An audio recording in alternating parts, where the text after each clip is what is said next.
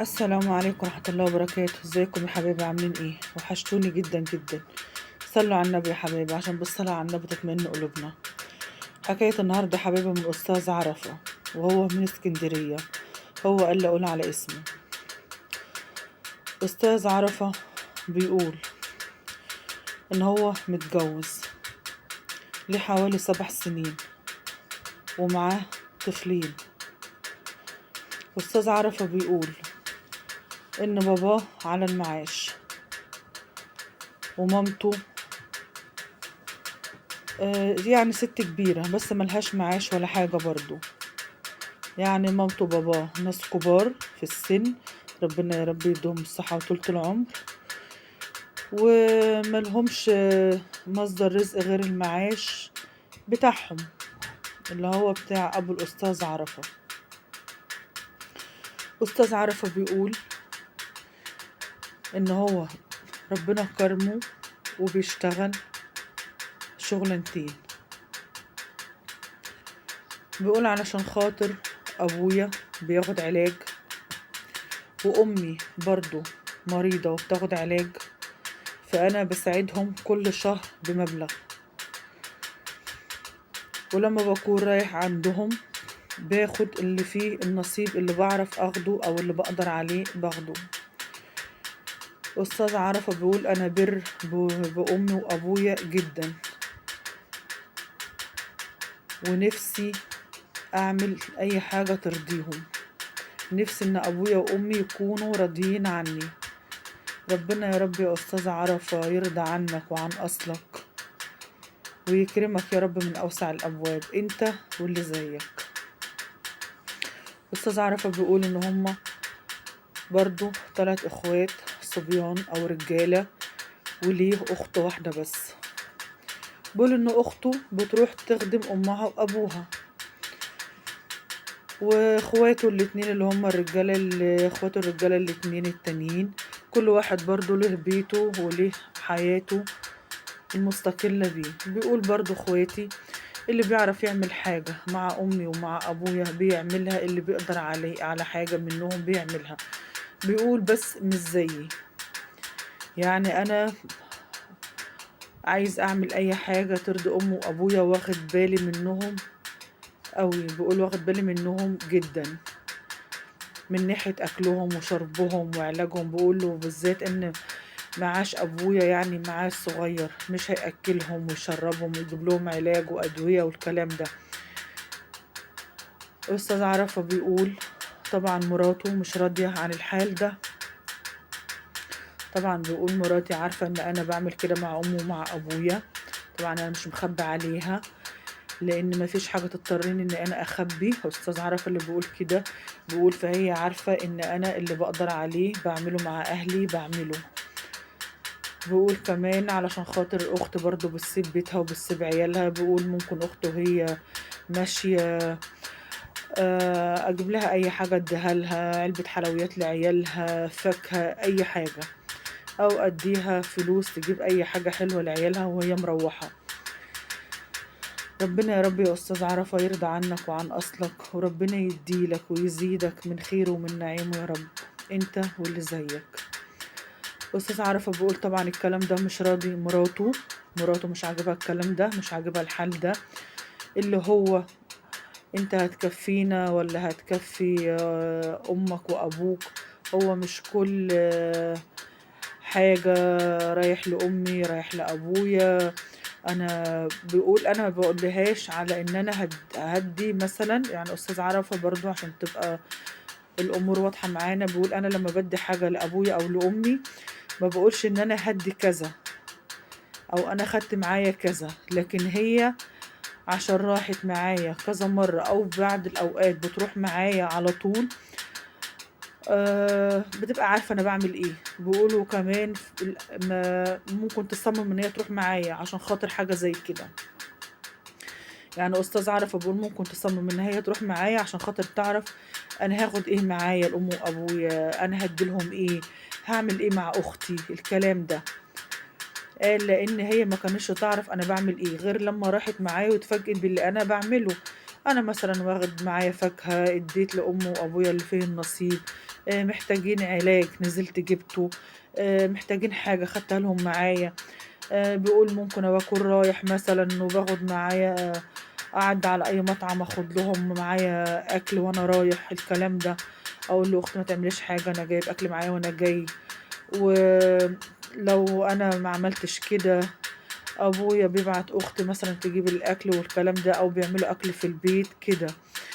اللي هي من ساعة ما راحت معايا مرّة و2 ولقيتني إن أنا باعمل الموضوع ده اللي أنا باقول عليه، فهي بقت معايا على طول ولو مش معايا عارفة أنا باعمل إيه.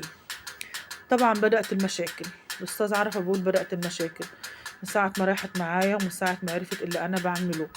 اللي هي بدأت المشاكل إزاي، اللي هو بدأت تطلب حاجات كتيرة، باقول بدأت تطلب طلبات زيادة غير المُعتادة، غير اللي أنا متعوّد باجيبها، تاخد فلوس غير اللي أنا متعوّد أدّيها لها، يعني لو أنا أعمل لها مصروف والّا حاجة طلبت زيادة قال ادّيتها، ما احوشش عنّها حاجة، غابت تاني وطلبت فلوس أكتر، قال برضه ادّيتها، ما قُلتلهاش لأ، قال بدأت تطلب طلبات بقت over بقى، اللي هو حاجة بقى يعني إيه، يعني اللي هو أنا مش هاخلّي مثلًا معاك حاجة لا تدّي لا لأمك ولا تدّي لأبوك.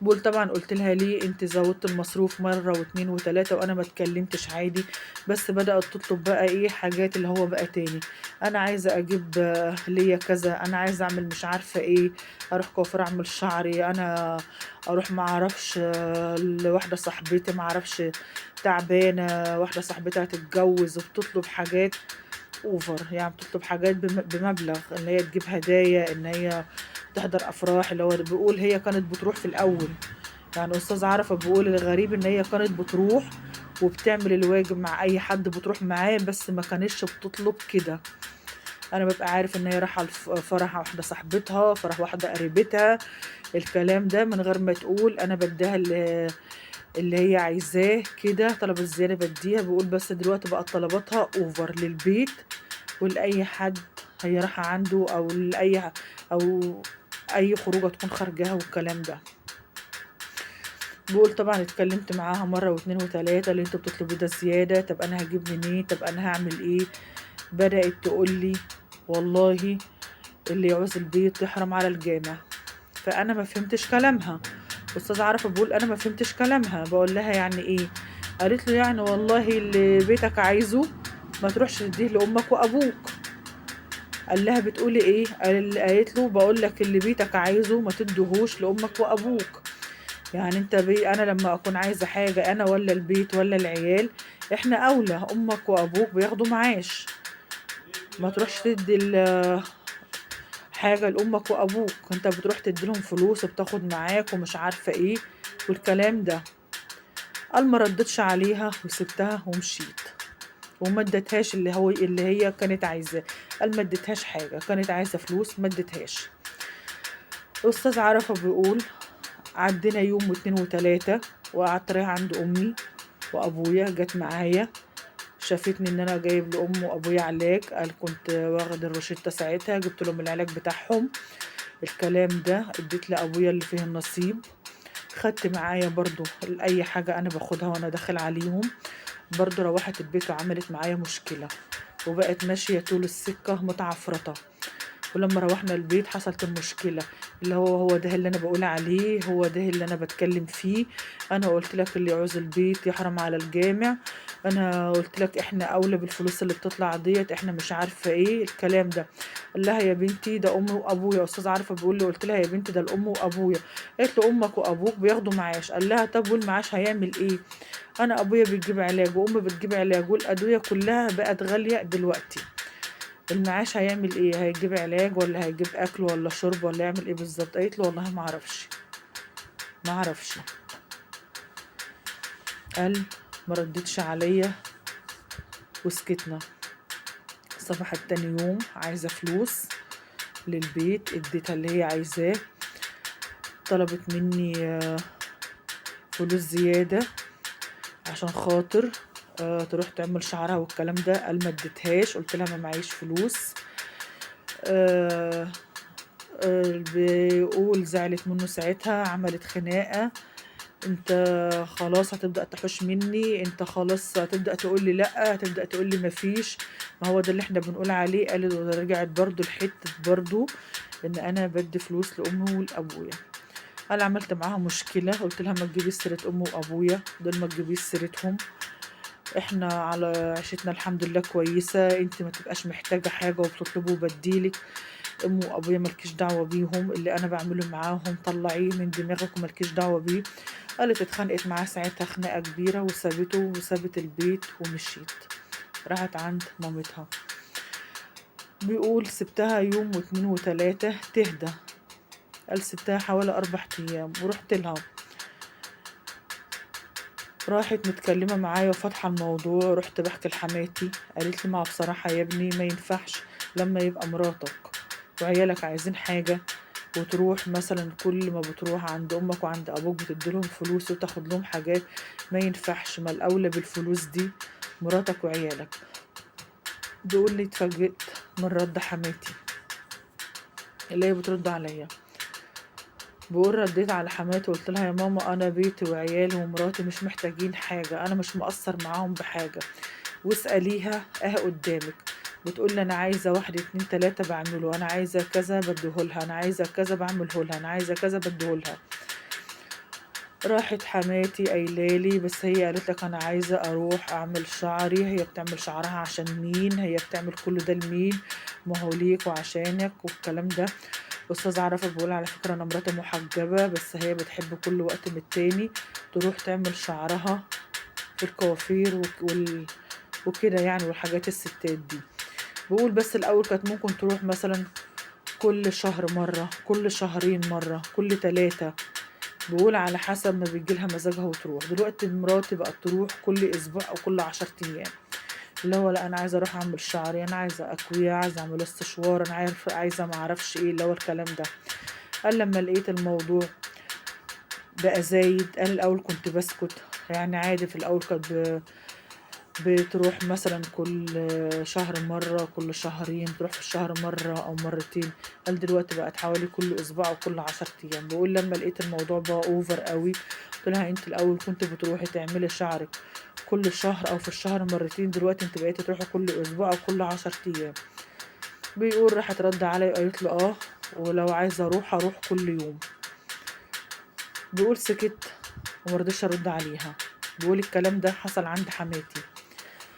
بيقول قعدت اتكلم مع حماتي وقلت لها يا ماما ده الام وابويا وما لهمش حد الا احنا، انا واخواتي، واللي بيقدر على حاجة مننا بيعملها، ومهما عملنا احنا عمرنا ما هنوفي حقهم علينا.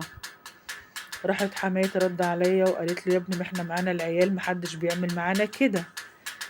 بقول حماتي قالت لي كده، ما احنا معانا العيال محدش فيهم بيعمل معانا كده. بقول رديت عليها برضو قلت لها والله ماليش دعوة بغيري، انا اعمل مع امي ومع ابويا حتى لو اخر قرش في جيبي وامي وابويا محتاجينه انا هديه لامي وابويا. استاذ عرفة بيقول انا دلوقتي مش عارف اعمل ايه، المشاكل بقت كتيرة. بقول مع ان الاول ما كانش فيه مشاكل وما كانش فيه حاجة قبل طبعا ما تعرف الكلام ده كله، مع ان ما حشتش حاجة عن مراتي، يعني اللي انا حسوا انا مش مقصر في بيتي، وان مراتي بتعمل كده علشان خاطر ما اديش حاجه لام وابويا. الموضوع مش موضوع ان هي ما البيت محتاج حاجه ولا هي محتاجه حاجه ولا العيال محتاجه حاجه ولا الكلام ده، لان انا واخد بالي من بيتي كويس جدا. بقول دلوقتي انا اللي واصل لي منها ان هي عايزه تعمل معايا اي مشكله او اي حاجه عشان خاطر امنع ان انا ادي اي حاجه لامي وابويا، وانا عمري ما همنع حاجه عن اهلي عن امي وعلى ابويا لو اخر حاجه في جيبي.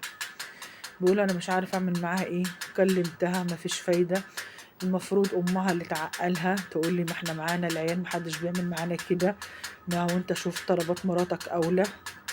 ليه بيقول لي ايه كلام غريب ما عجبنيش وانا مش عارف اعمل معاها ايه.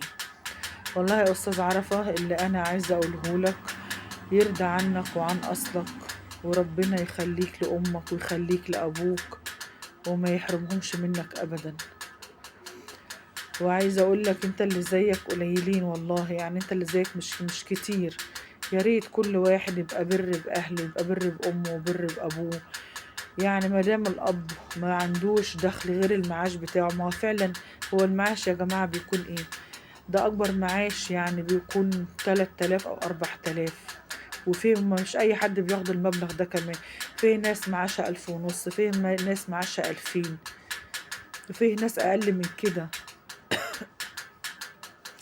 يعني افترضنا دلوقتي مثلا هنقول ان ابو الاستاذ عرفة بياخد معاش 5000، مش بياخد ولا 2000 ولا 3 ولا 4. هنقول ان هو بياخد دلوقتي مثلا 5000، او بياخد كمان 6000. هيعملوا ايه ال5000 ولا ال6000؟ هيعملوا ايه؟ ده احنا افترضنا، احنا بنقول لو حتى بياخد كذا. مطلوب علاج ليه ولمراته، مطلوب علاج لأبو الأستاذ عرفة ولأمه، مطلوب أكله. يا جماعة عارفين دلوقتي إن كل العلاج بقى غالي دلوقتي، العلاج كله بقى غالي دلوقتي. ده شريط الإسبرين دلوقتي بتاع الصداع المسكن، يعني شوفوا بقى سعره كام، اللي سعره 30 واللي سعره 40 واللي سعره 60. ودي ناس كبيرة وبتاخد أدوية، وأدوية ماشية عليها، ما يقدروش إن هم يوقفوها. يعني هتعمل ايه؟ هيعمل ايه المعاش بتاع ابو الاستاذ عرفة؟ انا والله ما اعرف معاشه قد ايه، ان كان كبير ولا قليل. بس افترضنا يا جماعة حتى لو بياخد 10000 في الشهر، حتى لو بياخد 10000، هو عايز يبقى بر باهله. عايز كده لما امه وابوه ربنا يفتكرهم بعد عمر طويل ان شاء الله، او بعد عمر طويل له هو، ويتسأل عن امه وعن ابوه، ما يكونش مقصر معاهم. ودلوقتي ده واحد بيعامل ربنا وعايز يرضي امه ويرضي ابوه على حياة عينهم وعلى حياة عينه. هو حرام دلوقتي لما يبقى الواحد بر بأهله، سواء راجل أو ست. يعني الابن دلوقتي ولا البنت لما تبقى بر بأهلها، هو حرام؟ ما هو ربنا طلب مننا كده ان احنا نبقى بر بأهالينا. ليه لما بيكون في حد كويس بتحصل مشاكل والزوجة تزعل منه؟ وانت مادام مش مقصر معاك يا مرات الاستاذ عرفة، انت دلوقتي مادام مش مقصر مع حضرتك في البيت ولا مع عيالك ولا مقصر معاك في اي حاجة. يعني يا ترى انت جيت طلبت منه حاجة وقال لك ما معيش؟ جيت طلبت منه حاجة وقال لك ما فيش؟ فانت مالكيش فيه ان هو يدي لاهله فلوس، يجيب لاهله علاج، ياخد لهم حاجة حلوة معاه، ياخد لهم اكل معاه، الكلام ده انت مالكيش فيه. مادام مش مقصر معاك بحاجة، مالكيش ان انت تتكلمي. يعني ده المفروض انتي تبقى مبسوطة من حاجة زي كده. ما دام مراعي امه ومراعي ابوه، اكيد هيتقي الله فيكي، اكيد برضه هيبقى مراعيكي ومراعي بيتك ومراعي عيالك. ما هو اللي بيعمل كده يا جماعة ما بيعملش كده من فراغ، بيكون هو اخلاقه كده، بيكون هو ابن حلال، بيكون هو واحد متأصل وعارف ايه اللي ليه وايه اللي عليه. هو مش معقول يعني يا جماعة هيروح مثلا، ربنا يا رب يخلي له امه وابوه، مش معقولة يعني هيروح يدي الام والابوه ويجيب لهم علاج ويجيب لهم اكل وحاجات حلوة ولا اي حاجة هو بياخدها معاه؟ ربنا يا رب يرزقه من وسعه، وهيأثر في بيته، وهيأثر مع مراته، وهيأثر مع عياله. عمر ابدا ما يحصل الكلام ده. لو لو هيأثر مع مراته ومع عياله في البيت، مش هيعمل كده مع امه ومع ابوه. والله صدقوني مش هيعمل كده مع امه ومع ابوه، لان اللي بيعمل كده مع ابوه ومع امه عمره ما يأثر في بيته ابدا. بدليل ان هو بيقول زودت المصروف بدل المرة 2 و3، ما قالهاش لأ. تطلب منه هات، اروح هنا واروح هنا واروح هنا، بيقول ما قلتلهاش لأ غير لما الموضوع زاد عن حده. وحماة الأستاذ عرفة بدل ما تعقل بنتها وتقول لها ده أمه وده أبوه، بدل ما تعقل بنتها وتقول لها يا بنتي ما دام مش مقصر معاكي، هو حر براحته مع أمه ومع أبوه، واللي شافه هو يعمله، هو اللي بيجيب الفلوس وهو اللي بيصرفها والكلام ده. لأ، ده بتقول له مراتك أولى بالفلوس وعيالك أولى بالفلوس. بتقول له ما مراتك كانت رايحة تعمل شعرها وانت قلت لها ما معيش، أو قلت لها مش هديكي. يعني حماة الأستاذ عرفة بدل ما تنصح بنتها أو تنصح بنتها، بتقول الأستاذ عرفة ما احنا معانا عيالنا ما بيعملوش معانا كده. طب يا ست انت عيالك يمكن جاحدين عليكي، يمكن جاحدين عليكي وعلى أبوهم، هو مش جاحد على أهله، هو مش جاحد على أبوه ولا على أمه. يعني ما كل واحد بيرجع برضو للتربية بتاعته. يعني ده واحد متربي كويس متأصل الكلام ده، طالع حنين على أهله، وانت بقى عيالك بقى طالعين جاحدين عليكي وعلى أبوهم بقى. هو ماليش فيه، الأستاذ عارف ملوش فيه عشان تقولوا له احنا معانا عيالنا ما بيعملوش كده. المفروض انت حضرتك تنصحي بنتك تقول لها يا بنتي مادام مش مقصر معاكي خلاص، مادام مش مقصر مع عيالك، مادام مش مقصر معاكي في البيت الكلام ده، ملكيش دعوة باللي بيعمله مع أمه ومع أبوه.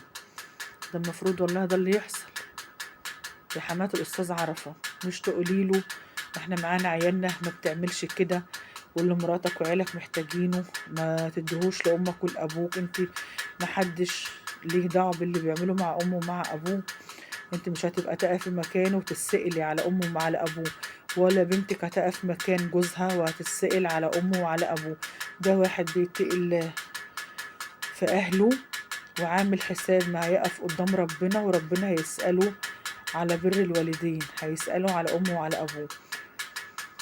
وهو يمكن ربنا فارجها عليه من دعا أمه وأبوه ليه، ما يمكن ربنا موسعها عليه عشان أمه وأبوه بيدعوا له، ما يمكن ربنا مكتر رزقه عشان خاطر أمه وأبوه.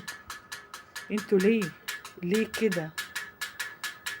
يعني اتقوا الله، اتقوا الله، بنتك تتقي الله في جوزها، ومادام جوزها مش حارمها من حاجة ومش مخليها محتاجة حاجة، ولا بتمد ايديها لحد ولا تحتاج حاجة لحد، واللي بتطلبيه من جوزك بيعمله معاكي، ملكيش دعوة بأمه وبأبوه. إن شاء الله يا رب يدوم آخر جنيه في جيبه، ملكيش فيه.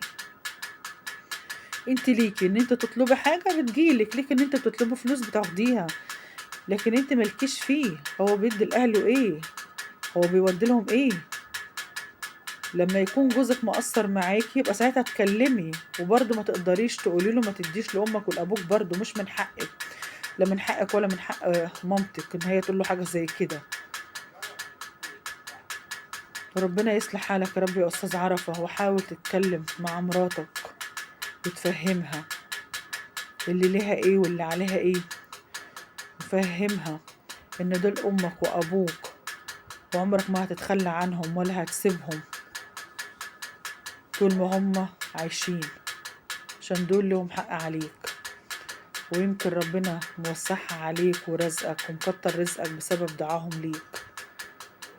ربنا يا رب يفرجها عليك يا أستاذ عرفة، ويخليك لعيالك ويصلح لك حالك يا رب، ويبعد عنك أي أذى وأي شر وأي مشاكل.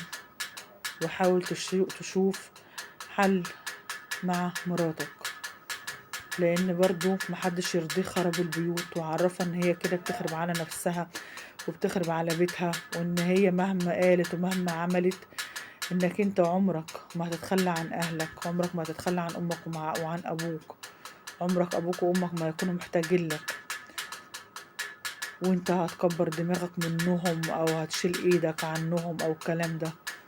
ربنا يا رب يخلي لك امك ويخلي لك ابوك ويصلح لك حالك يا رب، ويمنع عنك اي اذى واي شر. وصلوا على النبي حبايبي، عشان بالصلاة على النبي تطمئن قلوبنا. ما تنسونيش يا حبايبي باللايك وبالاشتراك عشان عيلتي الصغيرة تكبر بيكم. والسلام عليكم ورحمة الله وبركاته.